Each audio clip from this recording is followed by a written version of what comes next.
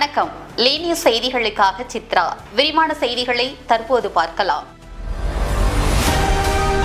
எங்கள் கூட்டணியில் ஏதாவது பிளவு வந்துவிடக் கூடாதா என்று பலர் ஏங்கி வருகின்றனர் என்று திருச்சியில் அமைச்சர் அன்பில் மகேஷ் பொய்யாமொழி பேட்டி அளித்துள்ளார்.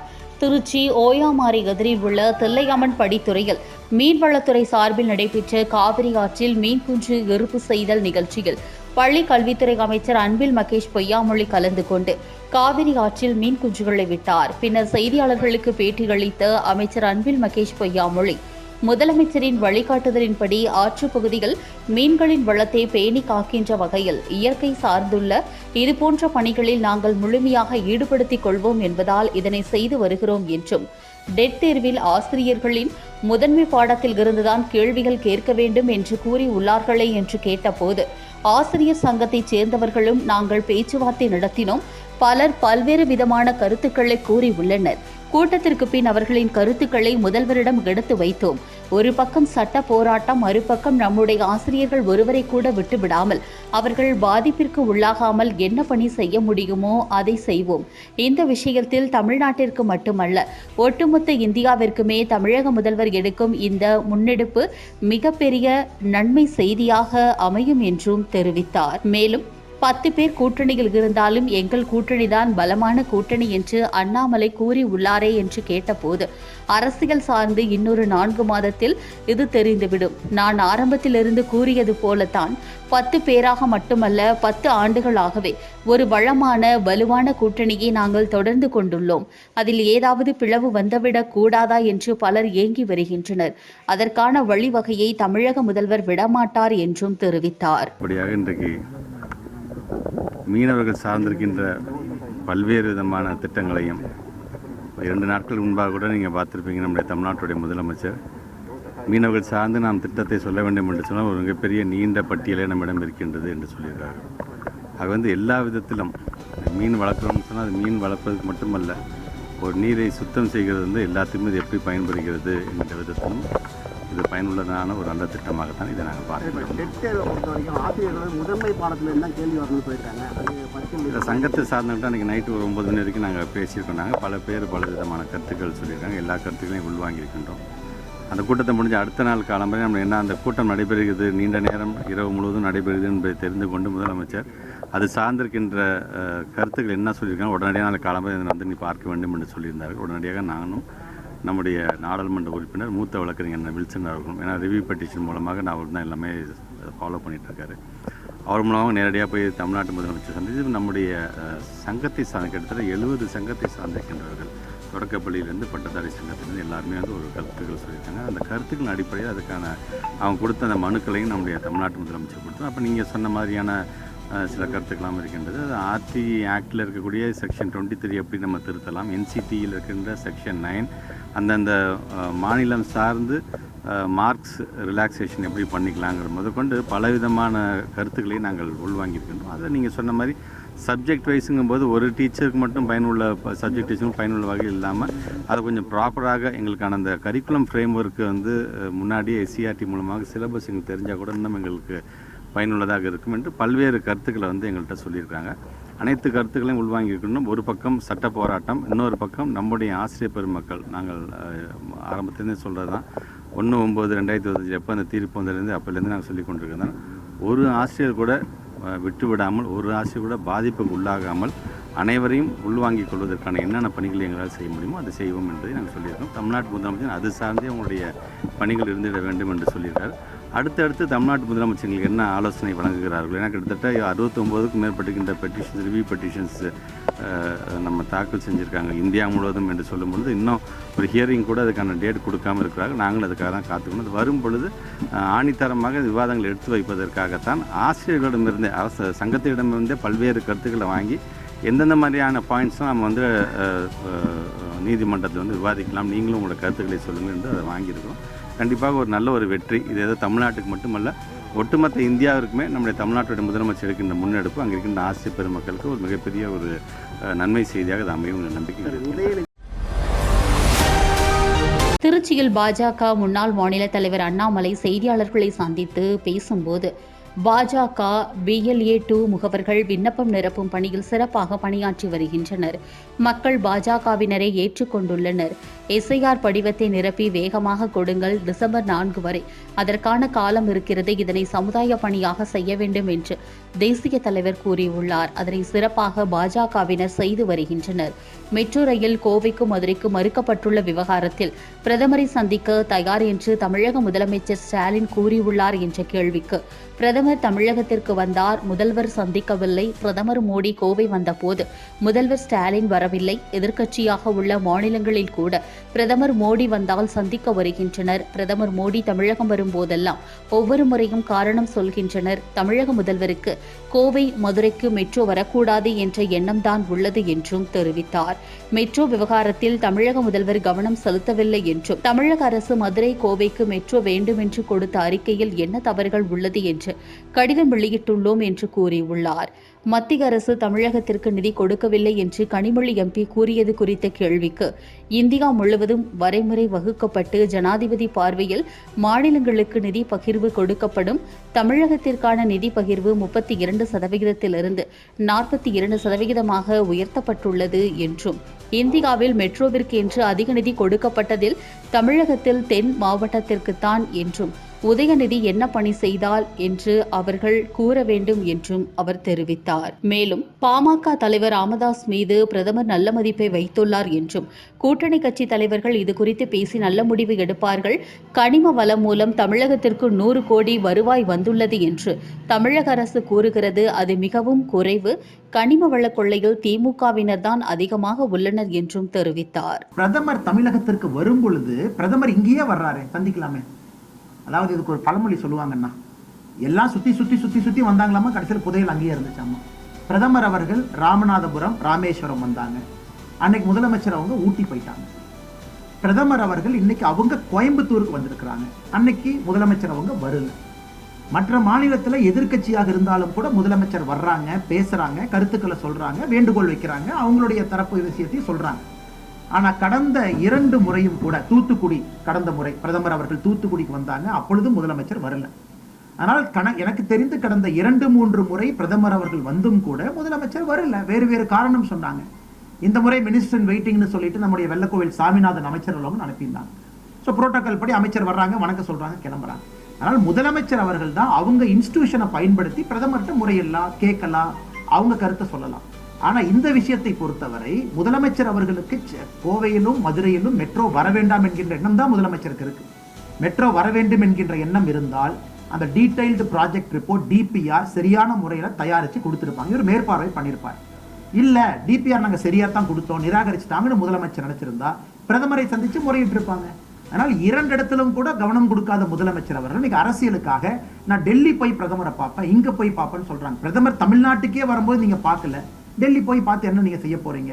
ஆனால் திரும்ப நாங்கள் சொல்லுகின்றோம், அந்த கடிதத்தை நாங்க வெளியிட்டு இருக்கிறோம், எங்க தலைவர்கள் பேசியிருக்கிறாங்க.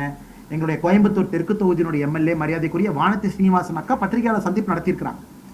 என்ன பிரச்சனை, அவங்க கொடுத்த ரிப்போர்ட்ல என்ன தவறு, எல்லாமே சொல்லியிருக்கோம். நாமளும் பல இடத்துல பேசியிருக்கோம்.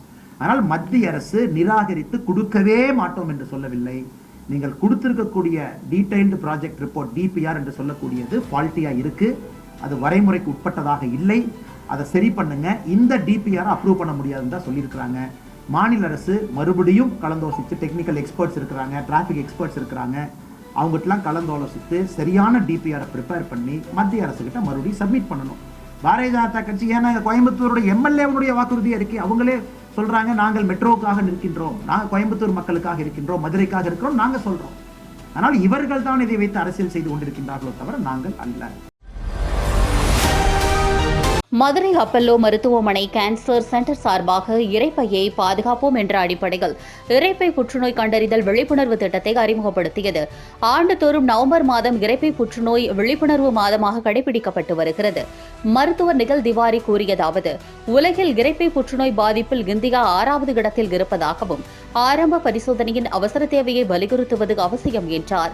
ஆனால் ஒரு எளிய எண்டோஸ்கோபி பரிசோதனை மூலம் ஆரம்பத்திலேயே கண்டறியப்பட்டால் பலரை தீவிர சிகிச்சைகள் இல்லாமலேயே முழுமையாக குணப்படுத்த முடியும் என்றும் இந்நிகழ்வில் அப்பல்லோ மருத்துவமனை மதுரை மண்டல தலைமை செயல் அதிகாரி டாக்டர் நிகல் திவாரி, இணை இயக்குநர் டாக்டர் பிரவீன் ராஜன், புற்றுநோயியல் சிகிச்சை நிபுணர்கள் doctor P K. Muthu, Kumarasamy, doctor Devanand, doctor Deenadayal, doctor T K. Sarvarajan, doctor Balu Mahendra, doctor Jebasingh, doctor G. Satish Srinivasan, doctor Rajesh Prabhu, doctor Praveen குமாருடன் மார்க்கெட்டிங் பிரிவு மூத்த மேலாளர் பிரேம் டேனியல் ஆகியோர் கலந்து கொண்டனர். 4000 வந்து ரெடியே பண்றோம். சைதர் டெஸ்ட் எடுத்தாலும் அந்த அதுக்கான ஒரு சைதர் டெஸ்ட் ரிப்போர்ட்டும் வந்துட்டு கூடிய சீக்கிரத்தில் ஒரு 2 நாளில் வரக்கூடிய வாய்ப்புகளும் இருக்கு. அதை தாண்டி அந்த ஒரு கேன்சர்னு வந்து டயக்னோஸ் பண்ணோம் அப்படின்னா அதுக்கு ஸ்கேன் பண்ணி அதுக்கப்புறம் எந்த பேஷண்ட்டும் ஒரு டீம் ஒர்க்கோட பண்ணால் கொஞ்சம் எஃபெக்ட்ஸ் ரிப்போர்ட் இது நல்லாயிருக்கும், அவுட்கம் நல்லா இருக்குன்றது தான் எங்களோட நோக்கம். ஸோ அதனால் நிறைய இதுக்கு முன்னாடியும் இருக்கிற பேஷண்ட்ஸ் நிறைய பேருக்கு நம்ம குணப்படுத்தியிருக்கோம். அப்போலோ கேன்சர் சென்டர்ஸில் நிறைய பேர் ஸ்டொமக் கேன்சரோட குணமாகி ஒரு 3-4 வருஷம் ஃபாலோஅப்லேயும் வந்துட்டு இருக்காங்க. இதை கொண்டு போய் சேர்க்க வேண்டியது உங்களுக்கு. உலகக்கோப்பை 14வது ஜூனியர் ஹாக்கி போட்டிகள் சென்னை மற்றும் மதுரையில் வரும் நவம்பர் 28ஆம் தேதி தொடங்கி டிசம்பர் 10ஆம் தேதி வரையில் நடைபெற உள்ளது. 20 கோடி ரூபாய் செலவில் மதுரை ரேஸ்கோர்ஸ் விளையாட்டு மைதானத்தில் உலகக்கோப்பை போட்டிகளை நடத்துவதற்காக சர்வதேச அளவிலான பிரம்மாண்ட ஹாக்கி மைதானமாக மேம்படுத்தப்பட்டது. இதில் 1756 பார்வையாளர்கள் அமர்ந்து போட்டியை ரசிப்பதற்கான கேலரிகள் மைதானத்தின் இருபுறத்திலும் உருவாக்கப்பட்டுள்ளது. சென்னை மற்றும் மதுரையில் 24 நாடுகளைச் சேர்ந்த ஜூனியர் ஹாக்கி அணிகள் விளையாடும் 72 போட்டிகள் நடைபெறுகின்றன. அதில் மதுரை சர்வதேச ஹாக்கி மைதானத்தில் 34 போட்டிகள் நடைபெறும். குறிப்பாக நவம்பர் 3ஆம் தேதி இந்திய ஜூனியர் ஹாக்கி அணி பங்கேற்கும் லீக் போட்டிகள் நடைபெற இருக்கிறது. இந்நிலையில் தமிழ்நாட்டின் துணை முதல்வர் உதயநிதி ஸ்டாலின் இன்று மதுரை சர்வதேச ஹாக்கி மைதானத்தை திறந்து வைத்து பார்வையிட்டார்.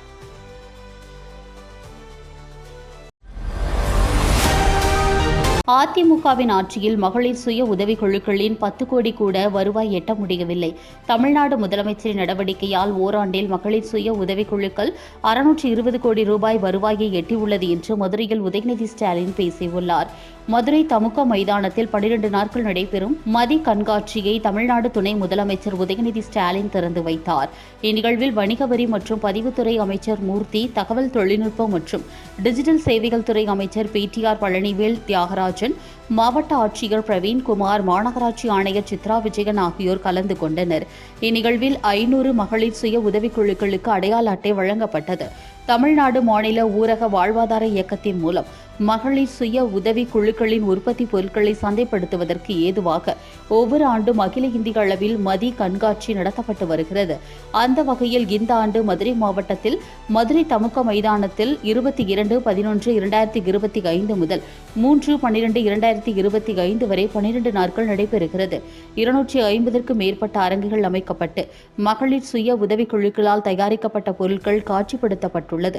மதுரை மாவட்டத்தைச் சேர்ந்த பொருட்கள், தஞ்சாவூர் பொம்மைகள், ராமநாதபுரம் மாவட்ட கடலோர பொருட்கள் போன்றவை இக்கண்காட்சியில் வைக்கப்பட்டுள்ளன. மேலும் உணவு திருவிழாவில் திண்டுக்கல் பிரியாணி, கோயம்புத்தூர் வெள்ளை மட்டன் பிரியாணி, ஜிகர்தண்டா போன்ற உணவுப் பொருட்களும் சுய உதவி குழு உறுப்பினர்களால் நேரடியாக தயாரிக்கப்பட்டு கண்காட்சிக்கு வைக்கப்பட்டுள்ளன. கடந்த ஆண்டு சென்னையில் நடைபெற்ற மதி கண்காட்சியில் வருவாய் 1,50,00,000 தாண்டியது. இந்த ஆண்டு அதைவிட தாண்டும் என்று நினைக்கிறேன் என்றும், மகளிரின் பொருளாதாரம் மேம்பட வேண்டும், சுதந்திரமாக செயல்பட வேண்டும் என்று முதல்வர் மகளிருக்கு ஒவ்வொன்றையும் பார்த்து பார்த்து செய்து வருகிறார் என்றும் தெரிவித்தார். 10 ஆண்டு கால அதிமுக ஆட்சியில் மகளிர் சுய உதவி குழுக்களின் வருவாய் ஆண்டிற்கு 10 கோடி ரூபாயை எட்டவில்லை. தமிழ்நாடு முதலமைச்சர் எடுத்த நடவடிக்கையால் கடந்த ஒரு ஆண்டில் மகளிர் சுய உதவிக்குழுக்களின் வருவாய் 620 கோடி ரூபாய் எட்டியுள்ளது என்றும் பேசினார். சென்ற ஆண்டு 5 நாள் நடந்த உணவு திருவிழாவில் விற்பனை 1,55,00,000 தாண்டியது சென்னையில். இன்னைக்கு மதுரையில் 12 நாள் நடக்கக்கூடிய இந்த விற்பனை சென்ற வருடத்தை விட அதிகமாக இருக்கும்னு நாங்கள் நம்புகிறோம். இந்த உணவு திருவிழாவில் இருக்கக்கூடிய தயார் செய்திருக்கக்கூடிய உணவுப் பொருட்கள் அத்தனையும் சுய உதவி குழுக்கள் சகோதரிகளுடைய சொந்த தயாரிப்பு, அவங்களுடைய உழைப்பு. இந்த கண்காட்சியில் நீங்கள் வாங்குகின்ற ஒவ்வொரு பொருளும் மகளிர் சுய உதவி குழு சகோதரிகளுக்கு நீங்கள் கொடுக்கக்கூடிய அன்பு, ஊக்கம். இப்படி நம்முடைய அரசு எடுத்த நடவடிக்கையால் இந்த ஆண்டு இதுவரை மட்டும் 620 கோடி ரூபாய்க்கு மகளிர் சுய உதவி குழுக்களுடைய பொருட்கள் விற்பனையாகி மிகப்பெரிய சாதனையை செஞ்சு காட்டியிருக்கிறோம். சென்ற 10 ஆண்டுகளில் சென்ற ஆட்சியில் அரசினுடைய இதே துறையினுடைய சேல்ஸ் எவ்வளோ பார்த்தீங்கன்னா அதிகபட்சம் ஒரு வருஷத்துக்கு 10 கோடி ரூபாயை தாண்டலை. ஆனால் நம்முடைய திராவிட மாடல் அரசு எடுத்துகிட்டு இருக்கக்கூடிய முயற்சியால், நம்முடைய முதலமைச்சர் எடுத்திருக்கக்கூடிய முயற்சியால் இன்னைக்கு இந்த வருஷம் மட்டும் 620 கோடி ரூபாய் அளவிற்கு விற்பனையை செஞ்சு மகளிர் சுய உதவி குழுக்கள் மிகப்பெரிய சாதனையை நிகழ்த்தி காட்டியிருக்கிறீங்க. மகளிர் பொருளாதாரத்தில் மேம்படணும், சுதந்திரமாக இருக்கணும்னு நம்முடைய முதலமைச்சர் அவர்கள் ஒவ்வொரு திட்டத்தையும் மகளிருக்காக செஞ்சுட்டு வர்றார். ஆட்சி பொறுப்பேற்று நம்முடைய முதலமைச்சர் போட்ட முதல் கையெழுத்து மகளிருக்கான அந்த விடியல் பயண திட்டம். இன்னைக்கு பெண்கள் கட்டணம் இல்லாமல் பேருந்து பயணம் மேற்கொண்டிருக்கிறீங்க. வீட்டுக்குள்ளேயே முடக்கி வைக்கப்பட்டிருக்கக்கூடிய பெண்களுக்கு விடுதலை கொடுத்த திட்டம் தான் மகளிர் விடியல் பயண திட்டம். அதே மாதிரி பிள்ளை குழந்தைங்க பசி இல்லாமல் பள்ளிக்கூடத்திற்கு போகணுன்னு முதலமைச்சர் காலை உணவு திட்டம் செயல்படுத்தப்பட்டிருக்கு. பெண் குழந்தைகளுடைய கல்வி உயர்வுக்காக புதுமை பெண் திட்டம். இப்படி பல்வேறு உரிமை திட்டங்கள் முதலமைச்சர் அவர்கள் கலைஞர் மகளிர் உரிமை திட்டம் கொண்டு வந்திருக்கிறாங்க. இந்த திட்டத்தில் ஏற்கனவே கடந்த 2.5 வருடங்களாக 1,15,00,000 மகளிருக்கு மாதம் 1000 ரூபாய் கலைஞர் மகளிர் உரிமை தொகை வழங்கப்பட்டிருக்கு. குறிப்பா சுய உதவி குழுக்குன்னு எந்த ஒரு திட்டத்தை சொன்னாலும் நம்முடைய முதலமைச்சர் அவர்கள் அதற்கு உடனே ஒத்துக்கொள்வாங்க. இன்னைக்கு இந்த நிகழ்ச்சியில் 500 குழுக்களுக்கு அடையாள அட்டையை கொடுக்க இருக்கின்றோம். திருவாரூர்ல ஒரு மகளிர் சுய உதவி குழுக்களை சந்திக்கும் பொழுது அவங்க வச்ச கோரிக்கை தான் மகளிர் சுய உதவி குழுக்களுக்கு ஒவ்வொருத்தருக்கும் அடையாள அட்டை வழங்கணும் அப்படின்னு கோரிக்கை வச்சாங்க. அந்த கோரிக்கையை ஏற்று முதலமைச்சர் அவர்கள் உடனே ஒப்புதல் செஞ்சு இன்னைக்கு 500 குழுக்களுக்கு அடையாள அட்டையை வழங்க இருக்கின்றோம். இந்த ஐடி கார்டு மூலமா நீங்க தயாரிக்கக்கூடிய உங்களுடைய பொருட்களை, தயாரிப்பு பொருட்களை அரசு பேருந்துகள்ல 25 கிலோ வரைக்கும் 100 கிலோமீட்டர் தூரத்தை வரைக்கும் கட்டணம் இல்லாமல் நீங்க எடுத்து செல்ல முடியும். இந்த விழாவுக்கு கூட குழு சகோதரிகள் உங்களுடைய தயாரிப்பு பொருட்களை பேருந்துகள்ல நீங்க கொண்டுட்டு வரலாம். இந்த ஐடி கார்டு அடையாள அட்டை உங்ககிட்ட இருந்தா போதும். சுய உதவி குழுக்களை சேர்ந்த சகோதரிகளுக்கு ஒரு அன்பு வேண்டுகோள், இந்த ஐடி கார்டுகளை அடையாள அட்டைகளை நீங்கள் பராமரிக்கணும், அதே போல அதிகமாக பயன்படுத்தணும். கோவை மாநகராட்சி 80வது வார்டில் உள்ள செல்வபுரம் மாநகராட்சி மேல்நிலைப்பள்ளியில் முப்பெரும் விழா. கோவை மாநகராட்சி பொது சுகாதார குழு தலைவர் பே. மாரிச்செல்வன் MC அவர்கள் சிறப்பு விருந்தினராக முப்பெரும் விழா, கலை இலக்கிய விழா, விளையாட்டு விழா மற்றும் பள்ளி ஆண்டு விழா நிகழ்ச்சியில் கலந்து கொண்டார். மேலும் பள்ளி மாணவ மாணவிகள் கலை நிகழ்ச்சிகள் மற்றும் போட்டியில் கலந்து கொண்டு வெற்றி பெற்ற மாணவ மாணவிகளுக்கு பரிசுகள், சான்றிதழ்கள் வழங்கப்பட்டன. இந்நிகழ்வில் தலைமை ஆசிரியர் தேவசகாயம், முதன்மை பொறியாளர் விஜயகுமார், ரோட்டரி கிளப் தலைவர் பொன்ராஜ், ரோட்டரி கிளப் செயலாளர் வேலுச்சாமி, PMJF அரிமா, திருமலைச்சாமி மற்றும் முன்னாள் மாணவர் கூட்டமைப்பினர், இருபால் ஆசிரியர்கள், பள்ளி மேலாண்மை குழு நிர்வாகிகள், தன்னார்வலர்கள், பெற்றோர்கள் மற்றும் வார்டு செயலாளர் நா. தங்கவேலன் மற்றும் வை. இளங்கோ, சந்துரு, கழக நிர்வாகிகள் இந்நிகழ்வில் கலந்து கொண்டனர். SIR-ஆல் முதல்வருக்கு என்ன வருத்தம்? செய்தியாளர்கள் அவரிடம் கேள்வி கேட்டு சொல்லுங்கள். திருச்சியில் நயினார் நாகேந்திரன் பேட்டி அளித்துள்ளார். சிறப்பு திருத்தம் குறித்த விளக்க கூட்டம் திருச்சி பாஜக மாவட்ட அலுவலகத்தில் நடைபெற்றது. இதில் பாஜக மாநில தலைவர் நயினார் நாகேந்திரன், தேசிய பொதுச் செயலாளர் தருண் சுக், மாநில பொறுப்பாளர் அரவிந்த் மேனன், முன்னாள் மாநில தலைவர் மற்றும் தேசிய பொதுக்குழு உறுப்பினர் அண்ணாமலை, அமைப்பு செயலாளர் கேசவ விநாயகம், முன்னாள் மத்திய இணையமைச்சர் பொன் ராதாகிருஷ்ணன் உள்ளிட்டோர் பங்கேற்றனர். இந்த கூட்டத்திற்கு பின்பு தமிழக பாஜக மாநில தலைவர் நயினார் நாகேந்திரன் செய்தியாளர்களை சந்தித்து பேசுகையில், SIR-ஐ பொறுத்தமட்டில் பல இடங்களில் சொல்லி இருக்கேன். மத்திய அரசு எதை கொண்டு வந்தாலும் எதிர்ப்பதற்குத்தான் திமுக அரசு இருக்கிறது. 4.25 வருஷத்தை திமுக அரசு வீணடித்துள்ளது. மக்களுக்கு தேவையான எந்த விஷயத்தையும் செய்வதில்லை. கஞ்சா, போதைப் பொருளை ஒழிக்கவில்லை. சொத்து வரி, மின்கட்டண உயர்வு, 2 மாதம் கணக்கீட்டை 1 மாதம் என்று சொல்லி எதையும் செய்யவில்லை. ஆனால் முதலமைச்சர், துணை முதல்வர் உதயநிதி ஸ்டாலின் முதல்வர் ஆக்குவது கூட்டணி கட்சிகளை வைத்து அதை மட்டும் செய்து வருகிறார்கள் என்றும் தெரிவித்தார். நெல் கொள்முதலில் ஈரப்பதம் தொடர்பாக மத்திய அரசு மறுத்தது குறித்த கேள்விக்கு, ஈரப்பதம் வருவதற்கு திமுக அரசாங்கம்தான் காரணம் என்றும், அறுவடைக்கு பின்பு கொள்முதல் செய்ய வேண்டியது யாருடைய பொறுப்பு? தமிழ்நாடு அரசு மற்றும் தமிழக முதலமைச்சர் MK ஸ்டாலின் அவர்களுடைய பொறுப்பு என்றும், நெல்மணிகளை பாதுகாக்க போதிய சேமிப்பு கிடங்கு தமிழக அரசிடம் இல்லை, ஆனால் மத்திய அரசிடம் இருக்கிறது, ஆனால் அதனை பயன்படுத்துவது இல்லை என்றும் அவர் தெரிவித்தார். தெரிவித்தார். மேலும் நெல் மூட்டைகளை வைத்திருப்பதற்கு 40 ரூபாய் வாங்குவது மட்டுமல்ல, அந்த இடமே தனியார் இடத்தில்தான் வைத்துள்ளார்கள், அதற்கும் சேர்த்துதான் விவசாயிகளிடம் காசு வாங்குகிறார்கள் என்றும், விவசாயிகளுக்காக பிரதமர் பல்வேறு திட்டங்களை தொடங்கி வைத்துள்ளார். விவசாயிகளுக்கு வருடம்தோறும் மத்திய அரசுதான் நிதி வழங்கி வருகிறது. காவிரி டெல்டா காரணம் என்று சொல்கிறார்கள், ஆனால் விவசாயிகளை வஞ்சிக்கிறார்கள் என்றும், குறிப்பாக காவிரி டெல்டா நலன் என்று சொல்லிக்கொண்டு காவிரி டெல்டா பாசன விவசாயிகளை தமிழக முதல்வர் மு.க. ஸ்டாலின் விவசாயிகளை வஞ்சித்து வருகிறார் என்றும் தெரிவித்தார். நீ பார்த்தீங்கன்னா ஜூன், ஜூலை, ஆகஸ்ட், செப்டம்பர் 120 நாள் முடிஞ்சிருச்சு. 120 நாளில் கொள்முதல் பண்ண வேண்டியது யாருடைய பொறுப்பு? தமிழ்நாடு அரசாங்கத்துடைய பொறுப்பு, நம் மதிப்புடைய ஸ்டாலின் அவருடைய பொறுப்பு. 120 நாள் முடிஞ்சோடனே அறுவடை நடந்து முடிஞ்சவுடனே கொள்முதல் பண்ணணும். சரி, கொள்முதல் பண்ணுறதுக்கு தமிழ்நாடு அரசாங்கம் எங்கேயாவது அவங்க அந்த சேமிப்பு கிடங்களை தான் வச்சுருக்காங்களா? இல்லை. ஆனால் மத்திய அரசு வச்சுருக்கு. 6 இடங்களில் மத்திய அரசு அதுக்கான அந்த தானிய நிலையங்களை கெட்டி வச்சுருக்கிறாங்க. ஆனால் இவங்க 10 கோடி ரூபா செலவு பண்ணி எதுக்கு செலவு பண்ணியிருக்காங்க அப்படின்னா, டெக்னிக்கல் இன்ஸ்ட்ருமெண்ட்ஸ், அதாவது மழை எப்போல்லாம் வருது பருவநிலை அறிவதற்காக 10 கோடி ரூபா கொடுத்து இன்ஸ்ட்ருமெண்ட்ஸ் வாங்கி அப்படியே வச்சுருக்காங்க. எப்போ மழை வருது எப்போ வரலன்னு தெரியும். மழை எப்போ வருது? செப்டம்பர் 10ஆம் தேதிக்கு மேலே மழை வருது. அப்போ என்ன இந்த 10 நாள் இந்த தமிழ்நாடு அரசாங்கம் என்ன செஞ்சுட்டு இருந்தீங்க? எங்களுடைய கேள்வி, அறுவடை நடந்து முடிந்த உடனே ஏன் நீங்கள் கொள்முதல் செய்யலாம்? ஆக மழையில் நனைய விட்டு பயிரெல்லாம் முளைக்க விட்டு அது பிறகு ஈரப்பதத்துக்கு ரூபா தாங்கன்னு கேட்குறதுல என்ன நியாயம் இருக்குது? முழுக்க தமிழ்நாடு அரசாங்கத்துடைய பொறுப்பு, மதிப்புக்குரிய ஸ்டாலின் முதலமைச்சர் அவருடைய பொறுப்பு. அத்தனை பொறுப்பேற்க வேண்டியது தமிழ்நாடு முதலமைச்சரை தவிர மத்திய அரசு இல்லை. நோ ஆயில் நோ பாயில் உணவு விழா இயற்கை உணவுகளை ஊக்குவிக்க கோவையில் இயற்கை உணவுகளை ஊக்குவிக்கும் வகையில் நோ ஆயில் நோ பாயில் உணவு விழா நேற்று நடந்தது. பேரூரில் நடந்த இந்த விழாவில் சுமார் 108 வகையான படையல் இயற்கை உணவுகள் காட்சிப்படுத்தப்பட்டிருந்தன. இதனை குடும்பத்துடன் வந்திருந்த பலரும் ருசித்து சாப்பிட்டனர். இதில் முக்கிய அம்சமாக எண்ணெய் அடுப்பில்லாமல் இந்த அனைத்து உணவுகளும் இயற்கை முறைகள் தயார் செய்யப்பட்டிருந்தன. அதில் தாமரைப்பூ லட்டு அனைவரையும் கவர்ந்தது.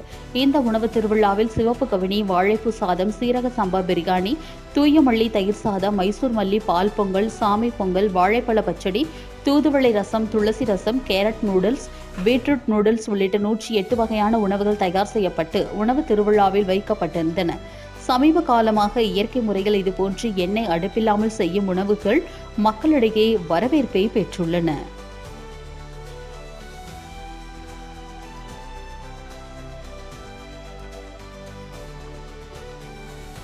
ஐயா, வாழ்வளமுடன். எனது பெயர் பாமரதீபம். நான் பார்த்திபன். தமிழ்நாடு இயற்கை மருத்துவ சங்கத்தில் பயிற்சி முகாம் ஆசிரியராக இருக்கேன். நாங்கள் ஒரு 40 ஆண்டு காலமாக இயன்றளவு இயற்கை, ஏன்னா முழுசாக இயற்கைக்கு போக முடியாது. அந்த வகையில் எங்களுடைய படையல் சிவா ஐயா அவர்கள் இந்த சமையல் கலை அப்படிங்கிற அந்த கலையிலிருந்து கொஞ்சம் விலகி முழுக்க நோ ஆயில் நோ பாயில், அதாவது எண்ணெயெல்லாம் சமைக்கக்கூடிய இந்த கலையை இளைஞர்களிருந்து பெரியவங்க வரைக்கும் ரொம்ப சுவையாக செஞ்சு கொடுத்துட்ருக்கார். இதனால் மனிதனுக்கு ஆரோக்கியம் மேம்படுது. இந்த ஆரோக்கிய மேம்பாட்டில் மெயின் அடிப்படை ஒரு எதிர்பார்க்காத மருத்துவ செலவு குறையுது. அந்த வகையில் நாங்கள் படையல் சிவா அவருடைய இந்த கலையை நாங்கள் தமிழ்நாடு முழுக்க கொண்டு சேர்த்துட்டு இருக்கோம். வாழ்க வையகம், வாழ்க முறை. எடப்பாடியார் அவர்கள் நான் ஆட்சிக்கு வந்தால் மெட்ரோ கொண்டு வருவேன் என்கிறார். இது கண்டனத்திற்குரியது. திருச்சியில் டிடிவி தினகரன் பேட்டி அளித்துள்ளார். திருச்சி மத்திய பேருந்து நிலையம் அருகே உள்ள நட்சத்திர விடுதியில் செய்தியாளர்களுக்கு பேட்டியளித்த அம்மா மக்கள் முன்னேற்றக் கழக பொதுச் செயலாளர் டிடிவி தினகரன் அவர்கள் எஸ்ஐஆர் குறித்து குற்றச்சாட்டு எழுவதாக குறித்த கேள்விக்கு அவர் 95% ஃபார்ம் கொடுக்கப்பட்டுள்ளது. அரசியல் கட்சியினர் தாங்கள் வசிக்கின்ற பகுதியில் ஓட்டுரிமை பெற்றுத்தர தங்களை கடமையாக செய்து வருகின்றனர். எதனால் குற்றம் சாட்டுகின்றனர் என்று தெரியவில்லை. மத்திய எஸ்ஐஆர் சரியாகத்தான் நடைபெற்றுக் கொண்டுள்ளது என்றும், நெல் கொள்முதல் குறித்த கேள்விக்கு நல்ல விளைச்சல் இருந்தும் மழை காலத்தில் அறுவடை பாதிக்கிறது. எனவே மத்திய அரசாங்கம் விவசாயிகளின் கோரிக்கையை ஏற்றுக்கொண்டு 22% ஏற்றுக்கொள்ள வேண்டும். இது திமுக கோரிக்கை அல்ல, விவசாயிகள் கோரிக்கை. அதை மத்திய அரசு நிறைவேற்ற வேண்டும் என்றும் அவர் தெரிவித்தார். தமிழ்நாட்டில் சட்டம் ஒழுங்கு குறித்த கேள்விக்கு போதைப் பொருள் பழக்கம் மூலம் கொள்ளை அதிகரிப்பதை சட்டம் ஒழுங்கை கையில் வைத்துள்ள ஸ்டாலின் கட்டுப்படுத்தவில்லை என்றால் திமுகவிற்கு தேர்தலில் இது எதிரொலிக்கும் என்றும் அவர் தெரிவித்தார். கூட்டணி குறித்த கேள்விக்கு கூட்டணி குறித்து எங்களிடம் பேசிக் கொண்டுள்ளனர், கூட்டணி அமைந்த பிறகு அதை குறித்து பேசுகிறேன் என்றும், விஜய் மனதளவில் பாதிக்கப்பட்டுள்ளார் என்று அப்பாவு கூறியது குறித்த கேள்விக்கு அது அவருடைய கருத்து, இதிலிருந்து ஒன்று தெரிகிறது, திமுகவிற்கு தாவேகா என்றால் ஒரு அலர்ஜி என்று அவர்கள் பேசுவதிலிருந்து தெரிகிறது என்றும் அவர் கூறினார். இந்த ஆண்டு நல்ல விளைச்சல் இருந்துச்சு. நமக்கு தெரிந்து மழை காலங்களில் இந்த அறுவடை பாதிக்குது. அதனால் மத்திய அரசாங்கம் மனது வைத்து விவசாயிகள் கஷ்டத்தை உணர்ந்து கொண்டு 22% ஈரப்பதம் அவர்கள் ஏற்றுக்கொள்ள வேண்டும். அதுதான் மத்திய அரசு இந்த மாதிரி நேரங்களில் வருஷம் நடக்கிறது இல்லை. இது மாதிரி சில வருடங்களில் நடக்கும் பொழுது அதை மத்திய அரசு விவசாயிகளின் நலன் கருதி, இதில் எந்த அரசாங்கம் தமிழ்நாட்டில் இருக்குது இல்லை மாநிலங்களில் இருக்குங்கிறத தாண்டி விவசாயிகள் நலன் கருதி அதை ஏற்றுக்கொள்வது தான் நன்றாக இருக்கும் என்று நினைக்கிறேன். 22% ஈரப்பதத்தை விவசாயிகள் கோரிக்கை, அது தமிழ்நாடு அரசாங்கம் வைக்கிற கோரிக்கை இல்லை, அது திமுகவுடைய கோரிக்கை இல்லை, விவசாயிகளின் கோரிக்கை. அதை மத்திய அரசாங்கம் நிறைவேற்ற வேண்டும். டிசம்பர் 5ஆம் தேதி ஹாக்கி வீரர்களுக்கு அலங்காநல்லூர் ஜல்லிக்கட்டு அரங்கத்தில் பிரம்மாண்ட வரவேற்பு கொடுக்கப்பட உள்ளது. மதுரை ஆட்சியர் பிரவீன்குமார் பேட்டி. விளையாட்டு மேம்பாட்டு ஆணையத்தின் சார்பில் மதுரை ரேஸ்கோர்ஸ் விளையாட்டு மைதான வளாகத்தில் 20 கோடி ரூபாய் மதிப்பீட்டில் சர்வதேச ஹாக்கி மைதானம் அமைக்கப்பட்டுள்ளது. நவம்பர் 28 முதல் டிசம்பர் 10ஆம் தேதி வரை நடைபெறவுள்ள உலகக்கோப்பை ஹாக்கி போட்டிகள் India, Argentina, Japan, Canada, Russia உள்ளிட்ட 24 அணிகள் பங்கேற்கின்றன. போட்டிகளுக்கு செய்யப்பட்டுள்ள ஏற்பாடுகள் தொடர்பாக மதுரை ஆட்சியர் பிரவீன்குமார், காவல் ஆணையர் லோகநாதன், ஹாக்கி சங்க நிர்வாகிகள் செய்தியாளர்களை சந்தித்து பேசுகையில், மதுரையில் நடைபெறும் உலகக்கோப்பை ஹாக்கி போட்டி நவம்பர் 28 டிசம்பர் 10ஆம் தேதி வரை 12 நாட்கள் நடைபெற உள்ளது. இப்போட்டியில் 12 நாடு வெளிநாட்டு வீரர்கள் இந்த போட்டியில் பங்கேற்க உள்ளனர். 40,000 லிட்டர் தண்ணீர் ஹாக்கி மைதானத்திற்கு தேவைப்படும் நிலையில் அதற்கான ஏற்பாடுகள் மதுரை மாநகராட்சி மூலம் செய்யப்பட்டுள்ளது. 1450 தற்காலிக இருக்கைகள் ஏற்பாடுகள் செய்யப்பட்டுள்ளன. 300க்கும் மேற்பட்டோர் அமர்ந்து பார்க்கும் வகையில் 2 கேலரிகள் அமைக்கப்பட்டுள்ளன. டிசம்பர் 5ஆம் தேதி ஹாக்கி வீரர்களுக்கு அலங்காநல்லூர் ஜல்லிக்கட்டு அரங்கத்தில் பிரம்மாண்ட வரவேற்பு கொடுக்கப்பட உள்ளது. ஹாக்கி மைதானத்திற்கு பொதுமக்கள் நுழைய 6 நுழைவு வாயில்கள் மட்டுமே பயன்படுத்தப்பட வேண்டும். இன்று இரவிலிருந்து மதுரையில் நடைபெறும் உலகக்கோப்பை ஹாக்கி போட்டிகளுக்கான டிக்கெட் ஆன்லைனில் வழங்கப்படும் என்றும், விறுவிறுப்பான இந்தியா சுவிட்சர்லாந்து போட்டியை மதுரையில் நடத்தப்பட உள்ளது. மழைக்காலம் என்பதால் ஹாக்கி போட்டியை சிறப்பாக நடத்த தேவையான ஏற்பாடுகள் செய்யப்பட்டுள்ளன. உலகக்கோப்பை ஹாக்கி போட்டிகளை மாணவ மாணவிகள் பார்வையிட ஆலோசிக்கப்பட்டு வருவதாகவும் தெரிவித்தார். இந்த குறிப்பான இந்த ஒரு சிறப்பு உலகக்கோப்பை தமிழ்நாட்டில், அது குறிப்பாக தென் தமிழ்நாட்டில் மதுரை மாநகரத்துக்கு தேர்வு பண்ணி இந்த ஒரு நிகழ்ச்சி நடத்துறதுக்கு வாய்ப்பளித்த தமிழ்நாடு அரசுக்கு மாண்புமிகு தமிழ்நாடு முதலமைச்சர் மற்றும் மாண்புமிகு தமிழ்நாடு துணை முதலமைச்சர் அவர்களுக்கு கூட மதுரை மாவட்ட நிர்வாகத்தின் சார்பாகவும் மற்றும் மதுரை மாவட்டத்துடைய முழு பொதுமக்கள் சார்பாகவும் என்னுடைய மனமார்ந்த நன்றிகளை இந்த நேரத்தில் நான் உங்களுக்கு சொல்ல விரும்புகிறேன். இத்துடன் இந்த செய்தி தொகுப்பு நிறைவடைந்தது. மேலும் உலகில் நடக்கும் செய்திகளை உடனுக்குடன் தெரிந்து கொள்ள www.lenews.in என்ற இணையத்திலும், யூடியூப், ஃபேஸ்புக், இன்ஸ்டாகிராம் போன்ற சமூக வலைதளங்களிலும் தொடர்ந்து இணைந்திருங்கள். நன்றி, வணக்கம்.